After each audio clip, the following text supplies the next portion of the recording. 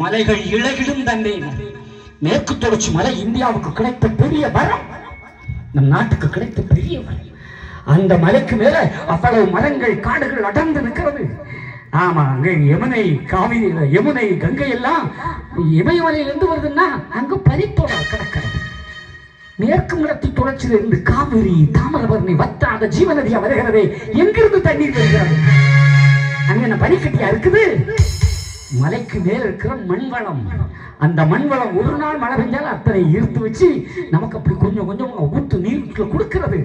அப்ப அந்த மலைக்கு மேல அந்த மண் எவ்வளவு பிடிமானம் இருக்கும். இது மண்டையில சரியாண்டா அதை தெரியாம பெரிய மாடிய மலைக்கு மேல கட்டிதான்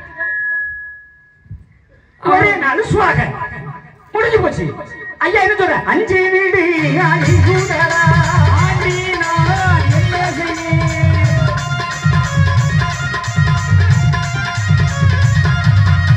மழை எனக்கு கொடுத்த உனக்காண்டி மழை வந்தா தண்ணி வரும்னு மழையை படிச்சேன். நீ அதை நோண்டி இங்க இருந்து இங்க அங்க நோண்டி ட்ரெயினை விட்டுருன்னு சொல்லி அது உருளும் போது அது என்ன சாதாரணமா அங்க ஆரம்பிச்சது திருவனந்தபுரம் வரைக்கும் கிடக்கு, கன்னியாகுமரி வரைக்கும் கிடக்கு.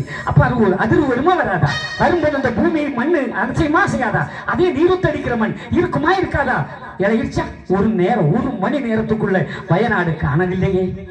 மனம் எவ்வளவு பதவிக்கும். 400 குடும்பங்கள் போய்விட்டதே. யோசிச்சு பாருங்க மக்கா. நம்ம வீடு கட்டக்கு இப்படிப்பட்ட இடம் இருக்கு, கட்ட வேண்டியதானே. அதை நம்ம ஆளு மலையில சுகமா இருக்கலாம். ஒரே நாள் முடிஞ்சு போச்சு. நாம வேண்டுதல் வைக்கல, இதுதான் நடக்குன்னு நகைச்சுவை பண்ணல. இறைவனுக்கு நிகரான வந்த உலகத்தில் எவனும் கிடையாது. கடவுளுடைய சட்டத்தை மீறாதே.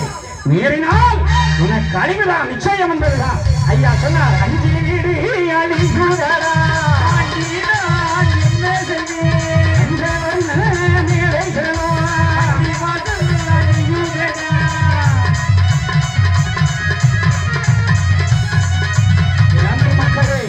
மனிதன் மனிதனாக இருக்க வேண்டும், இறைவனோடு மோதக்கூடாது. 5 வீடு அவர் சொன்னது அப்பப்பிரதி வாயுதேயு ஆகாயம். நிலத்தை கொடுத்தேன், நீரை கொடுத்தேன், அக்னியை கொடுத்தேன், காற்றை கொடுத்தேன், அனைத்தையும் கொடுத்தேன். பாழாக்கிட்டியடா, நீ பாழாக்கிட்டியடா, நான் என்ன செய்வேன்டா? ஐயா சொல்லுவாரு, உனக்கு தானே தந்தேன், அந்த நிலத்தை பக்குவமா வச்சிருக்கேன்டாமா. நீ கொடுத்த நிலத்துல விஷத்தை போட்ட, பீடதான போட்ட, கண்டதெல்லாம் போட்டு இப்போ விஷத்தை திங்கிறியடா. பழைய மாதிரி சம்பா வாசம் அரிசி இருக்கு வாய்ப்பே இல்லை. இப்ப திங்குற அரிசி எல்லாம் நல்ல அரிசி. என்னன்னு வருது முடிஞ்சா அப்பா பிடிச்சா தண்ணி வயல்ல குளிப்போம், குளத்துல குளிப்போம், கடற்கடன்னு தாகம் வந்தா குடிப்போம், நோய் வராது. வயல்ல வேலை செய்வோம், வாய்க்கால்ல தண்ணி வரும், கோரி குடிச்சுட்டு போய்கிட்டே இருப்போம், நோய் வரல. அன்னைக்கு பாட்டன 100 வயசு 150 வயசு வரைக்கும் வாழ்ந்தான், வாய்க்கால் தண்ணியை குடிச்சவன். அப்புறம் கிணறு, இப்ப கிணறு இருக்கு, தண்ணி எடுக்க யாரும் இல்லை. இருக்கு ஒரு கிணறு கட்டுனா ஒருவேளை 6 பேர் பொங்கி இருந்தா இவ்வளவு தண்ணி வரும்னு சொல்லி நம்மளால இவ்வளவு இடத்துல வெள்ளம் கட்டி வச்சிருப்பாங்க. ஆமா, இந்த பெண்கள் அதுல படுத்து கிடந்து தண்ணி எடுப்பா, குழந்தையிலேயே எடுக்க வைப்பா நம்ம ஆத்தா. அப்ப இந்த அடி வேறல இந்த கல்லு பட்டு பட்டு பட்டு பட்டு கர்ப்பப்பை கடினமா மாறிடும். பிறக்கிற குழந்தை 12 நாள் சுகப்பிரசமா பட்டு போடுவான். அதான் நம்ம ஆளு எல்லாமே ஐடியா படிதான் செய்தான். ஆனா இப்ப கிணத்துல போய் தண்ணி எடுத்தா நம்மளை குத்து உள்ள போட்டுருவாங்க. இப்ப குழாயும் போயிட்டு இப்படி திரும்ப அங்க ஒரு பைப்பு, இப்படி திரும்ப அங்க ஒரு பைப்பு, கக்கூசுக்கு 4 பைப்பு. என்ன அப்படி பாக்குறீங்க? உண்மைதானே. போனா குத்த வச்சு இருப்பான் ஒரு காலத்துல.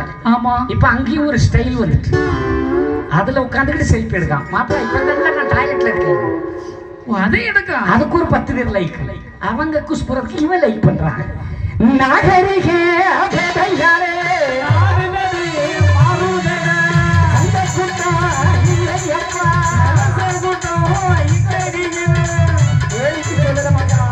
இதானே இன்னைக்கு நடக்குது.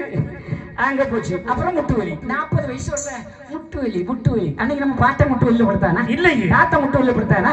முடிஞ்சா தண்ணி போச்சு, நெருப்பு. முன்னாலாம் விறகு போட்டு எரிப்போம், எவ்வளவு நேரம் இருந்தாலும் எரிச்சோம். இன்னைக்கு அப்படி இல்லை. இப்ப தீப்பெட்டியே வேண்டாம், ஸ்டவ் திருக்குனாலே எரிச்சிடும். அப்படித்தானே? ஆமா.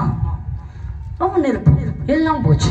காத்து சுத்த காத்தே கிடையாது. நேற்று பத்தியில அவர்தான் எங்கேயே இறங்கினாலும் பிடிச்சிட்டு போனான்.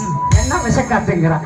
ஆக வைகுண்ட பகவான் சொன்ன வார்த்தை இன்று வையகத்தில் நடந்து கொண்டிருக்கிறது என்பதை ஒவ்வொரு ஐயாவளி மக்களும் உங்களோடு இருக்கிற மக்களுக்கு தெரியப்படுத்துங்கள்.